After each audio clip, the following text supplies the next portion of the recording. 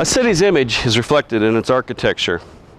Visitors and new residents notice and judge a community by its buildings and landscape. Those of us that have lived here for years might not notice the sights as we go about our daily routines, but subconsciously, our moods are affected by our surroundings. Like the old saying, you are what you eat, as a community, we are what we've built. Our architecture shows where we've placed our values and our priorities at different times.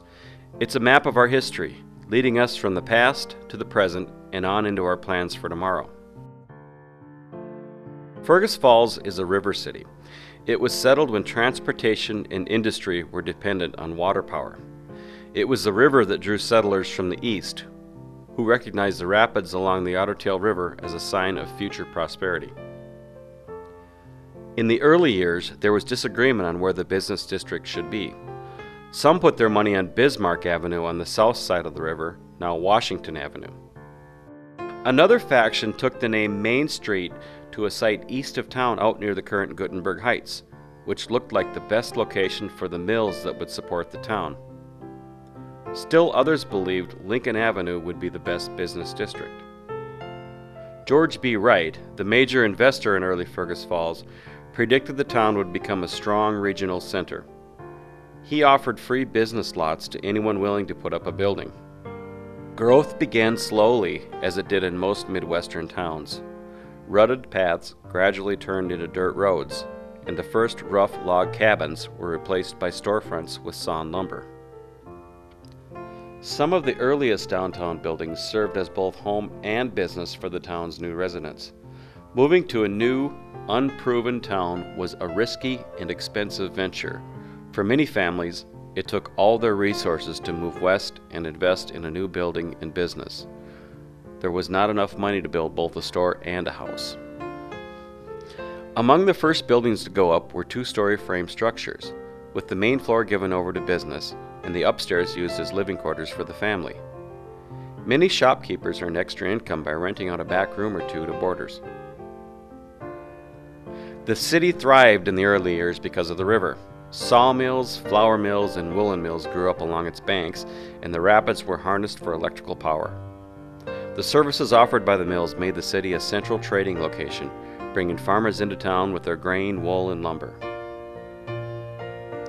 When the railroad came through in 1879, Fergus Falls' success was ensured. Now settlers and businesses had a scheduled line into town, and locally produced goods had a year-round route out of the area. With the town booming, far-sighted city officials decided to write planning ordinances into the books. Within 10 years of the town's settlement, the bank building burned down in the city's first fire. It became apparent that rows of wooden buildings lined up side by side would be a hazard. So a city ordinance was passed requiring that any new downtown structure must be constructed with materials other than wood. First National Bank put up the town's first brick building in 1881, a structure that still stands today. The bank's design was typical of the era, with its Italianate facade and corner entrance. 3 years later, the same banking company built the first of the city's elaborate downtown buildings, currently home to a law firm. The success of the bank and its investment in the city attracted more money into town. The same year the new First National Bank building was completed, A.N. Newman, an English investor from St. Paul, put up the Lower Newman block. He spared little expense in the design and construction of this unusual variation of the Italianate style. A few years later, the same man built the Upper Newman block, a building still in use today. He required that a sewer system be installed before he completed the excavation work. Flooding from natural underground springs had stalled completion of his first downtown building, and he believed the downtown area needed a drainage system to protect building foundations. Fergus Falls grew up at a time when Italianate buildings were the fashion for storefronts. From the mid-1800s to the early 20th century, it was a style that fit the needs of growing towns around the country. A downstairs floor plan provided plenty of showroom space as well as storage, and the upstairs had room for apartments. Typically featuring a false front facade, the design made the building look taller and more expensive than it actually was, and it gave a look of class at bargain rates. This style could be adapted to both wood and brick. Fergus Falls provides a textbook example of the use of commercial Italianate style architecture. The town's building boom in the 1880s occurred during a time when this building style was prevalent in new communities throughout the Midwest. Now, architectural patterns were readily available and building materials were shipped in via new railroad lines. Over the years, nearly all the wooden buildings along the main streets were replaced by brick storefronts. Some basic and functional, others quite impressive in their design and details. Turn-of-the-century craftsmanship shows up even in the simpler buildings, with intricate brickwork above the upstairs windows or on the cornices of the false fronts. Fergus Falls was one of the first cities west of Minneapolis to have electrical wires strung from store to store. Wooden sidewalks helped keep pedestrians above the mud of the dirt streets. As the city thrived, so did the businessmen. They began moving their families into some of the grand houses that still stand not far from downtown. Rooms above downtown businesses were rented out to hired help or were used for office space for doctors, lawyers, or other services. Although most of the city's buildings were typical of many small Midwestern towns, Fergus Falls was also home to several ornate buildings on a grand scale. The picket block, built in 1883 at the corner of Lincoln and Mill, was a three-story masterpiece. It had a bank and storerooms on the main floor. The second floor was used at various times for both offices and apartments, and the upper level was used on and off as a meeting room. A block to the west of the corner of Lincoln and Court, the Manhattan Building was constructed in 1902. The first building in town with a passenger elevator, this was essentially a four-floor structure, using the basement and first floor for store space, with the upper levels for offices and living quarters. Across the street, another impressive building was constructed in 1913. The Fergus Falls National Bank, which took a year to complete, was built in the classical Doric design and was called a structure of rare beauty. Built with the finest materials, it was an unusually elaborate design for a town the size of Fergus Falls. On either side of the river, twin business districts were developing on Lincoln and Bismarck, with connecting side streets supporting the two main streets. Just beyond the business district were businesses that supported the surrounding agricultural community, as well as various manufacturing companies. After the turn of the century, the automobile changed the scene. Improved roads meant that people could live farther from the inner ring of the city and still come into town to work. Some of the earlier homes were turned into apartments as wealthier families moved away from downtown or out by the lakes. Change has always been a part of the town's history. As long as we have had permanent buildings, there has been a continuing sequence of remodeling. The First National Bank building, the town's first brick structure, received a new look just a few years after it was built. The original design had two smaller windows on the front. By 1895, the front had been remodeled and the windows enlarged. A fire in 1918 destroyed the top floor of the picket block, and it was remodeled then to a two-story building. The third floor, according to the owner at the time, was never a very lucrative investment. The next year, the cyclone of 1919 hit Fergus Falls. Well, the physical landscape of Fergus Falls was forever altered when 2 tornadoes hit on June 22, 1919. Nearly 2/3 of the town was damaged or destroyed, and over 50 people were killed. Now, Lake Alice was one of the hardest hit areas. Dozens of homes were flattened, leaving the lake so filled with debris it looked like you could walk across it. On the 300 block of West Lincoln Avenue stood the 1883 Grand Hotel. Within minutes that Sunday afternoon, the splendor of the Grand, with its elaborate interior, was flattened to kindling. The cyclone destroyed other landmarks such as the 1879 County Courthouse and the 1882 Opera House, just down the block from the Grand Hotel. Even buildings that withstood the storm suffered permanent damage. First National Bank's intricate skyline lost some detailing that was never replaced. The railroad apartments on Vine Street, which were directly in the cyclone's path, survived but required extensive remodeling. After the cyclone, the town recovered. Under the slogan, "A bigger and better Fergus Falls," homes were repaired and new buildings constructed, including the NP Depot, County Courthouse, and St. James Episcopal Church. Aside from the cyclone, the most significant change to the town came in the 1960s when the interstate highway was constructed around the southwest boundaries of the town. The city expanded to meet it by sprouting service stations, motels, and fast food restaurants near the interchanges. The shopping area took a leap from downtown to the mall. With the convenience of indoor shopping and a gigantic parking lot at the mall, the primary role of downtown moved towards service rather than retail. Insurance, medical, and legal services and government offices began to take over the street-level storefronts downtown. Much of Washington Avenue's retail business section, once a vital part of downtown, was torn down to make way for parking spaces, including all-day parking necessary for the workers who travel from outlying areas in their cars. A few decades ago, more of us would have lived closer to town and probably walked to work.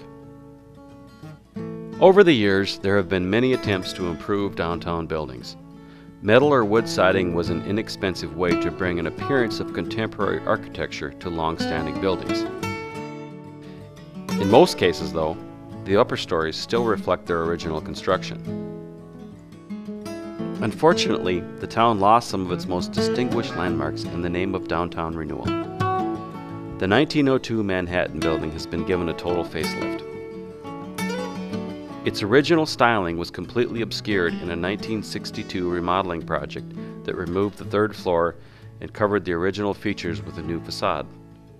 By 1960 standards, the plan was to turn a dated building into a gleaming modern structure. Now it hardly compares to its original design. A year after the Manhattan building was remodeled, the Fergus Falls National Bank underwent a similar project. Although it's nearly impossible to identify today, the 1913 Doric landmark is still downtown, hidden beneath a new facade. Note the changes in the roofline of the picket block, which began as a 3-story decorative building in 1883. It began to lose its styling when the trim was cut down a few years later, and then lost its third floor to a fire in 1918. It now bears little similarity to its original design. Built the same year as the picket block, the original City Hall building on North Mill has also undergone severe changes. After a fire in 1927, the second floor was removed. Within a year, the new City Hall was built on Washington Avenue and the old building was used as a store.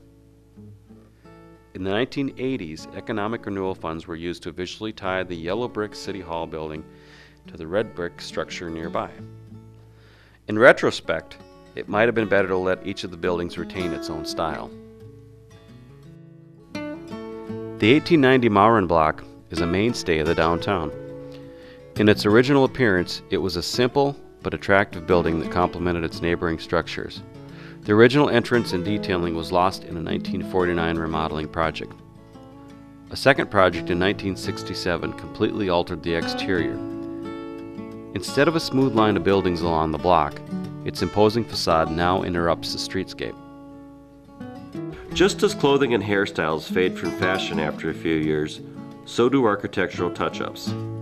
What was fashionable in the 50s or 60s now looks dated. On the other hand, several buildings have undergone rehabilitation and now stand out as some of the most attractive downtown buildings. After years of neglect, the old First National Bank was called an eyesore, and there was talk of tearing it down. A restoration project in the late 1980s turned it back into an attractive business place. A recent expansion project, however, compromised the integrity of the bank and the neighboring building. Restoration efforts have improved the looks of other Lincoln Avenue buildings. Economic renewal funds were used to enhance the back block and the Cowing building. Several one-story buildings on East Lincoln, designed as purely functional and not particularly ornate, now stand out because of thoughtful, attractive restoration. There are arguments against restoration. Some people say it costs more to renovate an old building than to put up a new one, or original buildings can't meet the current needs. And the one we hear most often is, get rid of the eyesores to make way for new construction.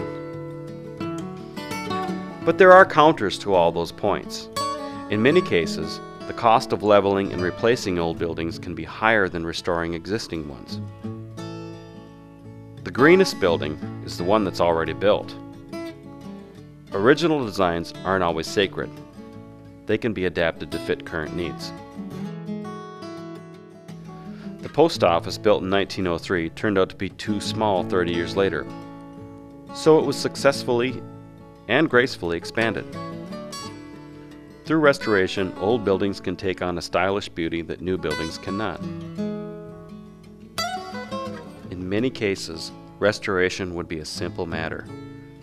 For years, the original detail of this downtown building was hidden beneath a false facade. It was removed with little effort. Aluminum siding obscured the historic front of the Elks building until its removal revealed the original brick detailing. The old clinic, originally built for Fergus Falls National Bank in 1882, was in need of restoration. After a thorough cleaning, and with the original corner entrance restored, the building once again contributes to the character of downtown. It's also possible to put up new buildings that complement their surroundings. To achieve cohesiveness in appearance, the style of nearby buildings must be taken into account when new buildings are designed. Good architecture should be allowed to inspire more good architecture. But all too often, graceful buildings are torn down and replaced by less attractive ones, or by nothing at all. Each building that is removed takes away from our heritage and weakens the connection between generations. It's important to preserve the evidence of where we came from, what struggles we've been through, and how we lived and expressed ourselves yesterday. Despite the evidence that restoration can improve the appearance and vitality of a community, historic buildings still face the threat of the wrecking ball, or the cruel hand called improvement. Across the nation, historic preservation has helped revitalize communities. To be successful, however, it must be generated at the grassroots level. The motivation for saving historic buildings must come from a local populace that has a distinct interest in saving these monuments to their past that, once lost, can never be replaced. Throughout the years, Fergus Falls has lost a number of historic buildings.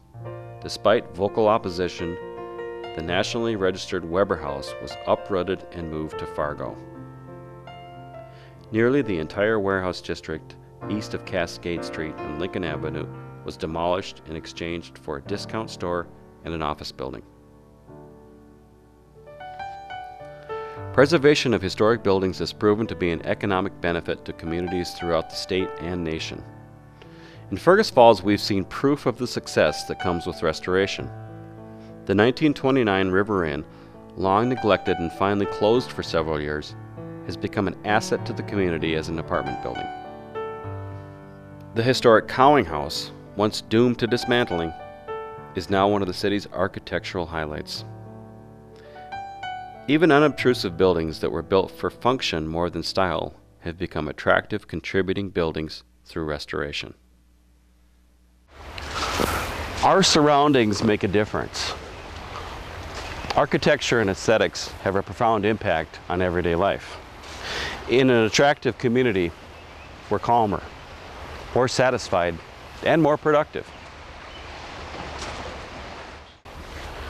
We don't advocate the preservation of all old buildings. Some cannot be saved and some don't need to be. We don't promote the preservation of just buildings. We also urge the preservation of natural areas, of parklands and riverfront. And we don't ignore the contributions of new buildings, which add to the attractiveness and personality of the city. We simply ask that the important architectural elements that have been handed down to us be recognized for their value. Well, Fergus Falls is at a crossroads. We still have the potential to retain our past if we follow the lead of foresighted investors who have already made restoration efforts. If more historic buildings are preserved and restored to their original appearance, and if we encourage preservation of some of the grand homes throughout the city. Despite the loss of buildings over the years, Fergus Falls still has a rich architectural heritage that makes it stand out from similar-sized towns. Over the years, we've hacked away at some of the city's most notable buildings, all in the name of progress. We might have been better off by cleaning some of those exteriors, rather than covering them over or tearing them down. Many attractive buildings remain, but we need to incorporate them into future plans. In most cases, the least expensive option is to pare these storefronts back to their original design. In this series of photographs, notice what there once was and how it's changed, from the roof line down to the street level.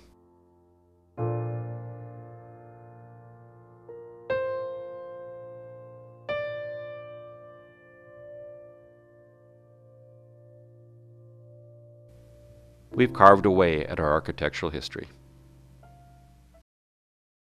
As we make new plans and we work on community development, we need to keep in mind all the benefits of historic preservation. Thanks for watching.